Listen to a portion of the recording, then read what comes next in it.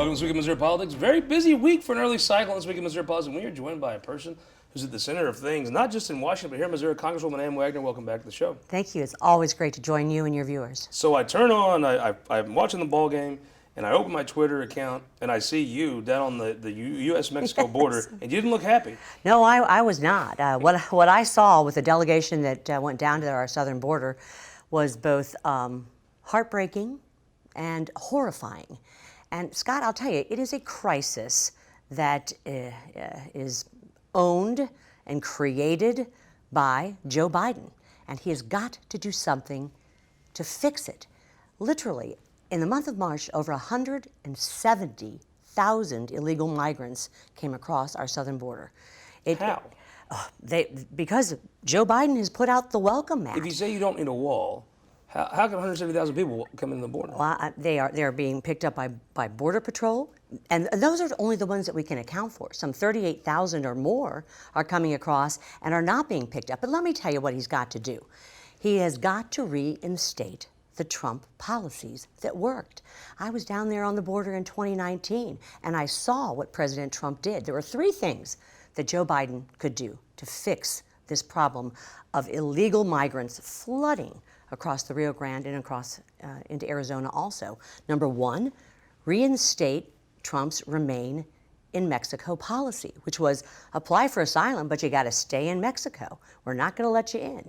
The second was the asylum cooperative agreement that President Trump made with Nicaragua, El Salvador, and Honduras, which was, again, don't make the treacherous journey. Apply for asylum in Central America, and we'll let you know when and if you should come up. And the third was also a public health exclusionary order that President Trump put in order when the pandemic began that basically said nobody is coming into our country. They're not being tested for COVID, those that are coming in. They have disease. There is crime, drugs.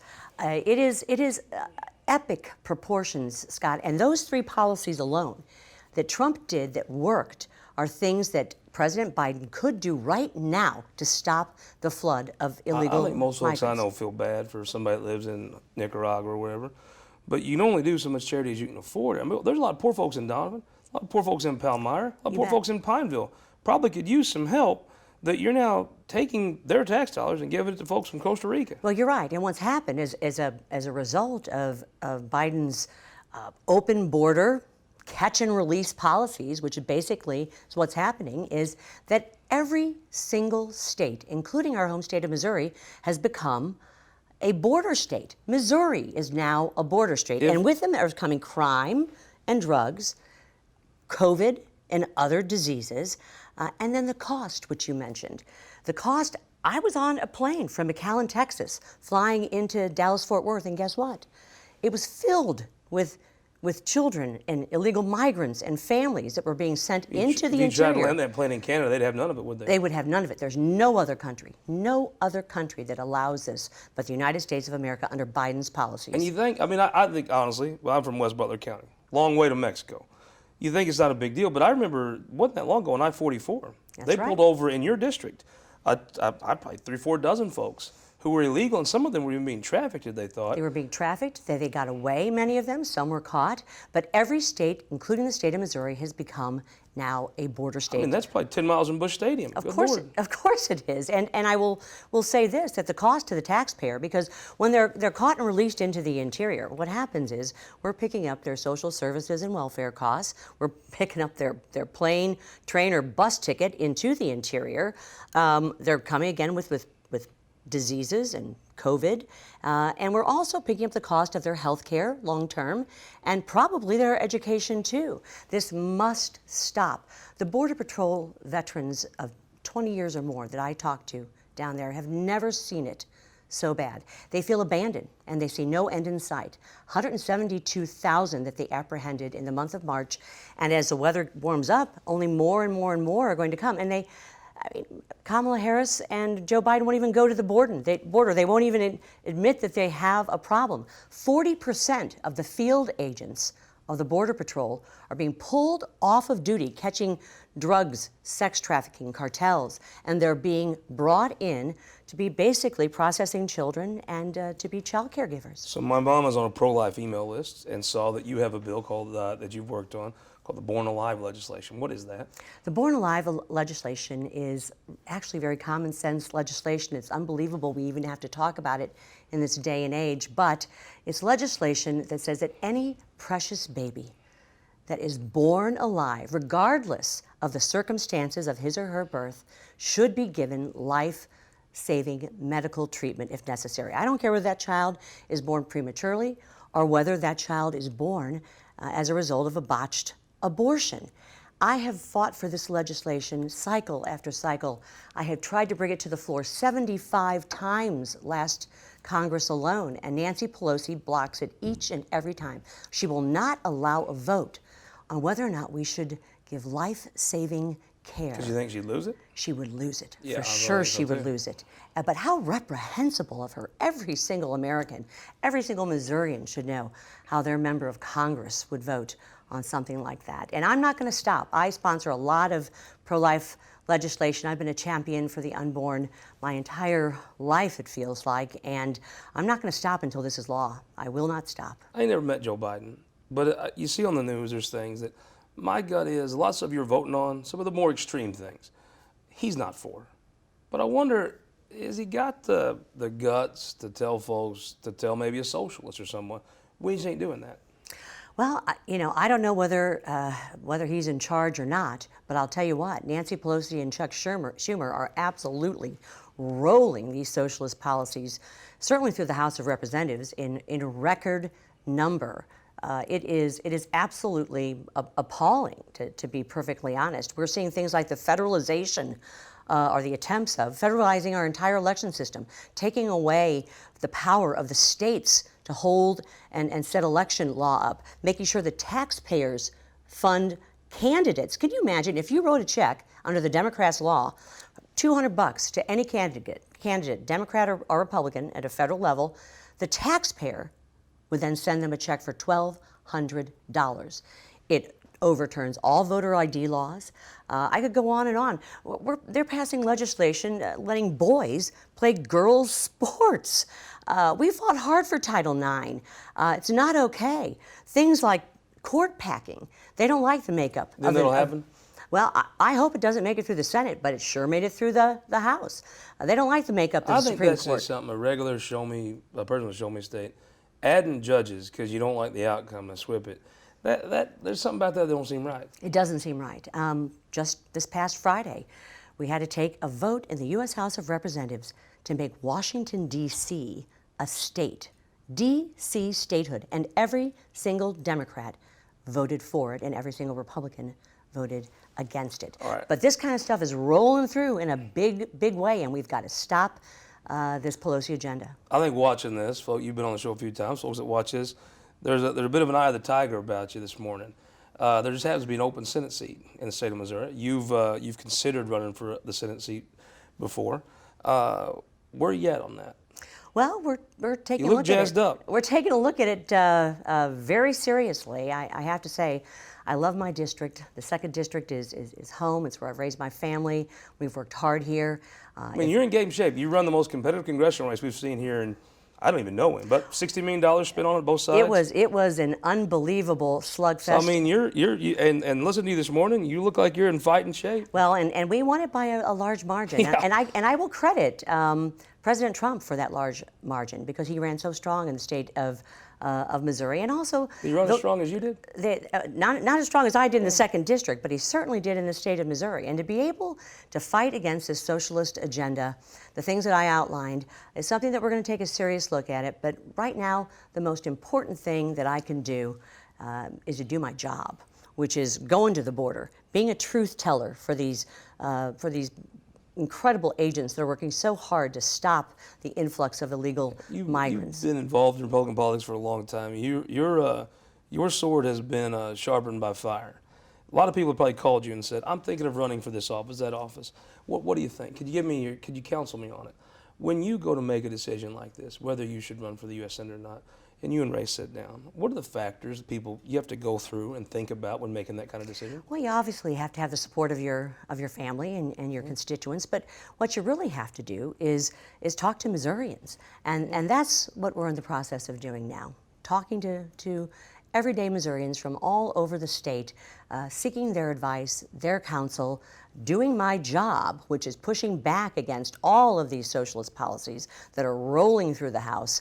There's plenty of time for politics and making decisions about the future. If I had to guess, if I was a former governor that maybe didn't stick around that office real long, the person I wouldn't want taking a bite out of my hide would be Congresswoman Ann Wagner. Well, I don't think anybody wants that bite.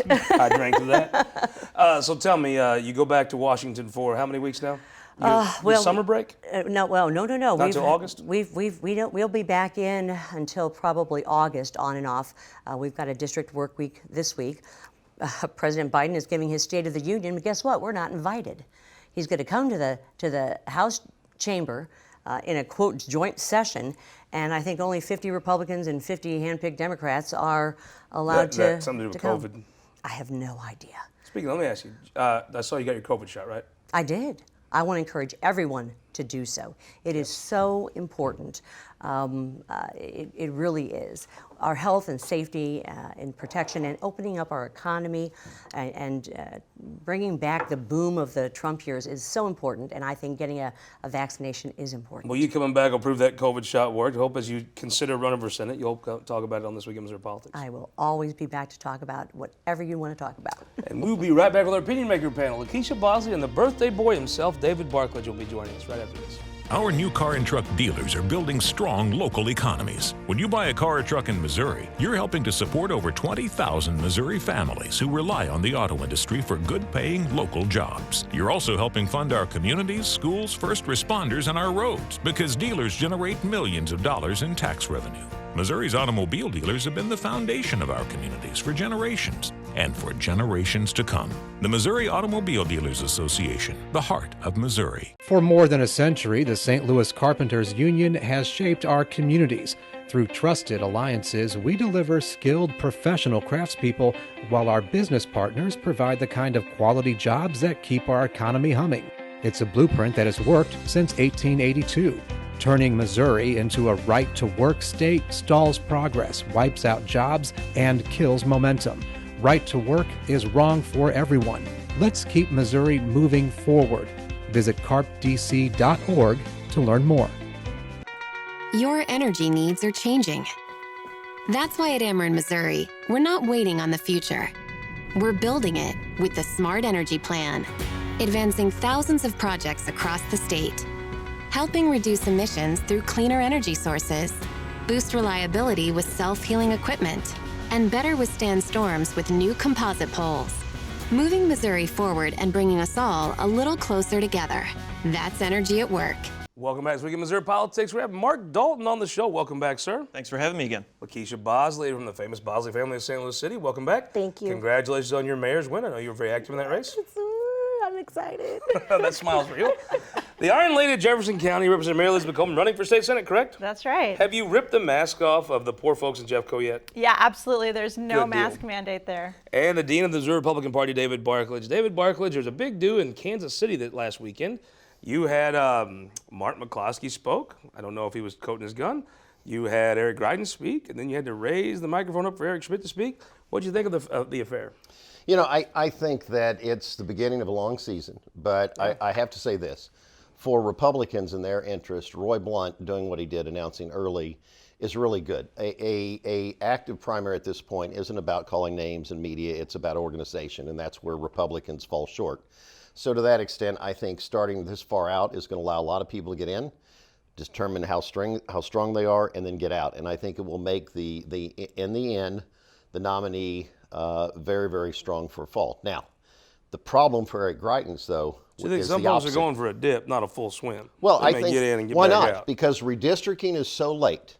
No one is going to be able to get in and say, Ann Wagner or Vicky Hartzler or Jason Smith, sorry, you decided to run for Senate, I'm taking your seat. Because if it doesn't, the districts don't get drawn until November, December, Caleb Rowden won't know if he's in Vicky Hartzler's or Sam Graves or wherever. That's one. But The problem is for Eric Greitens, the longer season with more targets aimed at him and he having to aim at, I think really holds him out. I think each one of these people has a constituency, and each of their constituencies don't like him, and to that regard, I think he's the one on the short end of the stick this season, and I think it's going to favor the person who gets in and works hard between now and December. I think you'll see the field become aware of who is the strongest and who's not, and it will adjust accordingly. Well, and also, I mean, if you think about it, if Eric Greitens were to win the seat, he would probably have quit this job too. Plenty of time to run in 2024, have a whole open field. Well, that's not Donald Trump for sure. There you go. Mark, I mean, it's got to be fun to watch this all pile up together. You'd have Vicky Hartzler and Wagner, previously on the show today, discussing a run. How many do you think? Just put your observer hat on. How big is this field? Is this Greitens, Schmidt, Hartzler? Is this the gun guy, McCloskey? Yeah, I mean, it's fun and sad at the same time to see with Greitens and McCloskey and just some of the, what a charade this can be. But I think ultimately, I think it'll be a smaller field. I think a lot of people dip their toe in it, figure out it's not going to be for them, and then they back out. So I think it'll be a smaller field, maybe 3, 4. What do you think? I mean, the McCloskey guy, let's say he carried his gun around like Rambo everywhere. I mean, there's a bunch of folks that would like the heck out of that. Yeah, I do think so, but I do think those guys are going to overlap with who supports Eric Greitens. I think it's going to take from his base a little bit. We've got a lot of serious contenders looking at this race. Ann Wagner is an incredible congresswoman. You know Ann Wagner very well. I do. Many people compare you to her, actually. What is she going to do? Just give me your, just us talking here this morning. What do you think she does? So, listen, there's nobody in Missouri who loves Ann Wagner I more tried than to her. bait that hook, and she just wouldn't bite it. This is just it. When she's ready to decide if there's a path, I think she's going to go for it. I sure hope she does. But until she makes a decision, I am not getting involved in a Senate race before I know who's running. I got to talk to Pete Mundo, and he asked that question. I was like, if you think anybody can tell Ann Wagner what to do and predict what she's going to do, you need to come over to the Cardinals game and just get a better feel for St. Louis. That's right. What did she say to you? She's not going to tell. I mean, I don't know. Tell me, what do you think, though, that McCloskey guy? I mean, oh, gosh. Yeah, but okay, you. I'm sure when people say his name in St. Louis, folks are like, what? But you actually come to Jeff City Yes. for 5 months a year. Yes. There's a bunch of folks that would love that. There are a bunch of folks who will love that.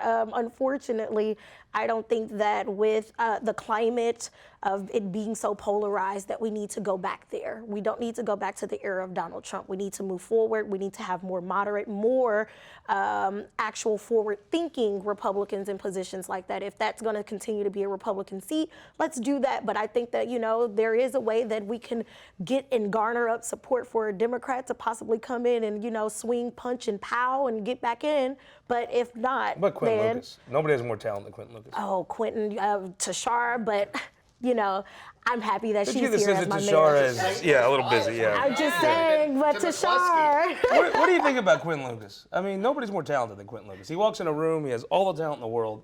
I mean, obviously, you're probably thinking if Eric Greitens isn't the nominee, this isn't a race anybody would want. But if he is the nominee, Quentin Lucas is a talented guy that can put together some money. Yeah, Quentin, talented, knows how to come into a room, read a room, very talented. I think, there's other stuff beyond the position he's at. It's just a matter of, when and where he goes. All right. Representative, so the voters passed Medicaid expansion. Yeah. It was written in a way where easier to pass because they didn't say how he was going to fund it. I think they was leaving that up to y'all. Y'all decided not to take them up on that proposition. Explain to a person, let's say we're down at Kim's, look at the Blue Owl. Sure. And somebody says, oh yeah, I voted for Medicaid. How do you tell them, well, you're not going to get Medicaid? So the Constitution is about this thick for the state of Missouri, and a And lot getting of thicker. people have not read all of the provisions. And what's happened is we've passed Is there a provision. any one person that's read all of them besides Chuck Hatfield right now? Well, I really have read it, I promise you. Here's to you. I would not brag on TV on that. but go I wouldn't ahead. even know how to find the provisions. much Listen, less I read them. told people I'd read what I vote on. I feel like that's important to do. But you're probably right. Promise I'd You're never one made of it. 161. Or you're 2 of 163. Yes. Excuse me. Listen, in the Constitution, there's a provision that says you have to pass a funding mechanism if you're going to pass legislation that requires the legislature to fund something. And this didn't do it. And so what happens when there's two discrepancies in the law is the courts are going to fight it out. But I don't think that one branch of the government can order the other branch of the government how to spend money when we have the authority to decide. Didn't the court do that in the 90s with schools? I mean, that was a big case where... DSEG. Yeah. They I mean, did. there's- It's true with yeah. DSEG. But you know what? The legislature did what the court requested. I don't know what happens if the legislature says, go jump in a creek. We're the ones who have the authority to. I do. Well, you could take a dip or swimming, you know. Yeah. Or Dalton, if you're, I get the sense there's a lot of folks in Jeff City that, you know, there may be some Republican right-wing folks that don't want to do this. Most folks in Jeff City are like, well, if the court does it, oh well, okay, then it'll be done. Yeah, I think there's some of them that are like, oh, well, if the court does it, our hands are off it. Nobody's going to cry tear over that. Yeah, and when you're talking about one branch of government telling the other branch how to fund stuff, I mean, the public. What we're looking at is the public telling the elected officials, here's what we want, do your job and implement it. And then again, what we have is the legislature saying, we know better than you, we're going to do what we want. So again, until It's almost like the Hold on Jeff just a City second. I don't bargaining think that's what department. my colleagues are saying. I think what they're saying is my district didn't vote for it. And we have the numbers to say that's not what we want. But they are saying, but you're pretty much literally excluding an entire people who did vote for it. But they don't So represent if those you're- people. but They if- represent but their if you're go- district. If we're going to talk about economic engines, we're going to talk about actual inputs of where money and the state revenue comes from, and those votes do matter. I need us to make sure that we look at all of the voters. Don't just pick and choose which voters you want to represent, because we are state legislators, As which Peter means Kidder says, every dollar counts. I'm a we constitutional literally conservative. are the state legislators for the entire state. I'm a constitutional conservative, and to that extent, I believe that making bad precedent is not something we want to do, and picking and choosing what constitutional provisions passed by the public to support is bad. And if the shoe were on the other, foot, I'd say the same thing. We can't pick and choose when the voters have spoken of which side to be on. With that being said, I think it shows a glaring error, as the representative pointed out, that we should have a provision in the Constitution that you can't put something on the ballot that sounds good without a funding mandate. That would solve that a lot, because we do it on roads, we do it for transportation and everything else. But in this case, I think the problem for the legislature is, on one hand, they are actually letting the court determine the course of the largest state program, which is something Republicans have always been against. And the reality is, Medicaid expansion doesn't exist. It's Medicaid. And Medicaid now is a program that goes this far. And so the governor, I don't see where the governor is going to have a choice, from a standpoint that the legislature can say all day, we're only funding this much for Medicaid. But I think the governor is going to have to spend money, and he'll probably be ordered by the court to spend money to fund the Medicaid program. And it will run out, and the legislature will say, well, we don't want to give you any more money, but then you're not funding any of Medicaid. Then you I go think from- in the end, The governor put the money in his budget, and we just neglected it as the But I'm legislature. saying, We I said think no. in the end, it's going to happen because the voters have made Medicaid what it is. He's going to spend the money as he has to, whether it's directed by a court. But in the end, the legislature is going to have to decide, do we not fund $1 in Medicaid, or do we go ahead and the courts have spoken and we follow the law and follow precedent? Practically speaking, just from the peanut gallery, it looks like you went from Lincoln Huff and Cody Smith deciding Medicaid to Chuck Hatfield and George Draper. They're going to decide how Medicaid's done. But let's talk about a big debate in the legislature, in the House, I should say. I kind of don't think that this kind of thing we don't always talk about, because it's never going to happen. But there was a bill up to make it to where transgender kids can't participate in sports. Specifically, if you're a biological man and you're transitioning to becoming a woman, you can't play women's sports. Explain that to somebody that doesn't understand why that would be controversial, why you'd even do that. Well, the point of not limiting ourselves, first and foremost, of telling kids that you're not good enough, whatever way you want to be. We have to look at the system first, where how these kids go through the transition to begin with. We're talking about not mature children. We're talking about children who are still going through their biological phases. So they're going to take medicine, their estrogen, their testosterone. Those things are going to change within them as they're taking these medicines. So we're limiting ourselves by telling kids, we don't want you to do what you feel you are. And you were an athlete that played in sports in school, and you support letting folks play. I support letting people be who they are. If we're not going to let people be who they are, then we are no worse than any fascist government, neo-Nazi governments that we're fighting against. That you see the Twitter likes and Facebook likes from folks, and it's passion on both sides, and there's a logical argument to me both ways. Is this the kind of issue Republicans need to be stoking right now? No, look, I think these kind of issues just drag the Republican Party off center. I think we're in a world that wants to fight. We have disruptors on both sides. I've never seen a lack of establishment, and as a result, we're not focusing on anything substantive about really improving schools, healthcare, or things like that. But I think this one, again, because it is caught up in the politics, I think the real question is, do you just want to take the wall down and not have male and female sports and just have, I mean, if you're talking about that, then it brings up that if you're, I believe that you should be debating the premise male and female sports is a time just to close that down and just to have, But you have co-ed sports currently. I know, but I'm saying So if it you're going to wouldn't- do this debate, then have the debate about whether or not you should even have co-ed sports. So I agree. In 1970s, when Title IX passed, only 1 in 27 girls participated in sports. And at this point, we've seen 580% increase in kids' sports. And when I look around the floor of the House, I got to tell you, most of my women colleagues played sports because there's benefits to being able to learn how to be on a team,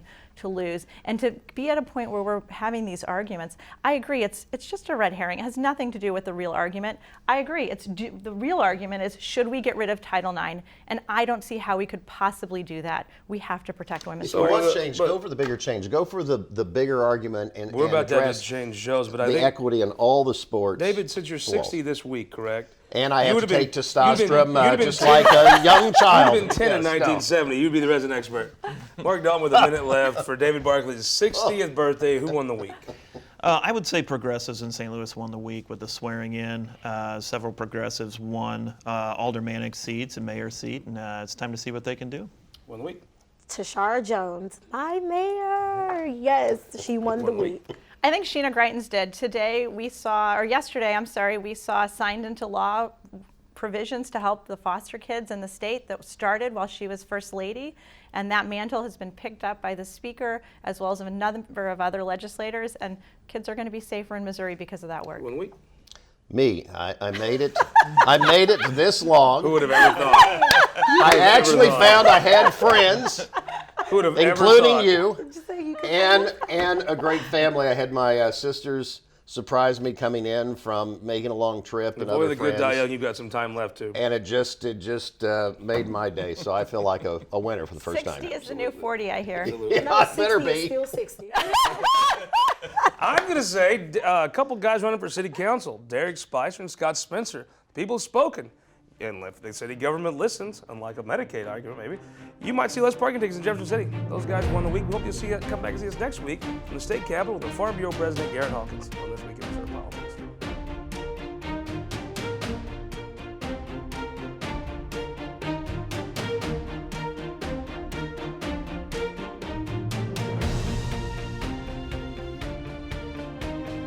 The Missouri Association of Career Fire Protection Districts, SPIRE, and Sterling Bank.